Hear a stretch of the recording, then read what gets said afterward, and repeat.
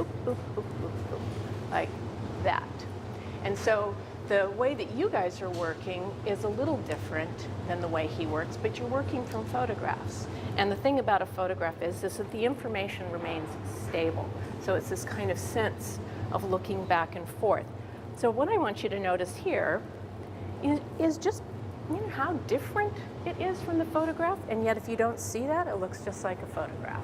I would say anybody can learn to paint, and that's something that we make very clear in terms of the meaning of this class. This class is really, it's not about becoming professional, it's about learning to see differently, to use your eyes in a way that nature never intended.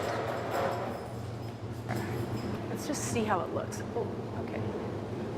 Okay, now stop and just look for a second, back and forth. Is that about the value difference between them? Do you think it should be lighter or darker? A little bit darker. Okay, so so try spreading that out, because we just laid that right on top of, there's wet paint underneath. So if you pull through that a few times, the darkness, you see it? Okay, now, let's stand back here. Okay, and look back and forth, back and forth. You need to kind of step back and then make the mark, and step back and make the mark. When I see people sitting on the stools, I just think, wow, it's crazy. There's certain moments when you have to do that, but you also have to step back and look, and you can see much better what you need to do. Does that make sense? Yeah. So that's, again, with painting one, you're learning about mixing color and you're mixing about shape and value, but you're also learning how to see more. And learning how to see more means you have to sort of behave differently than you do when you're walking around the world.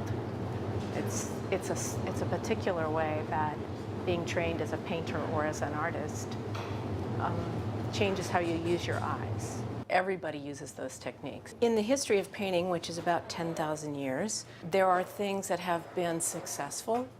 And in teaching representational painting, I think one of the best places to look is the 19th century, before the invention of photography. Someone like John Singer Sargent or Caspar David Friedrich, who are both 19th century oil painters, have learned how to translate form from 3 dimensions to 2 dimensions.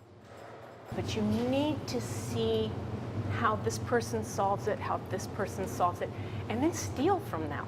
Don't borrow. Because if you borrow something, you have to give it back the way you found it. If you steal it, you make it your own. So don't be afraid to steal.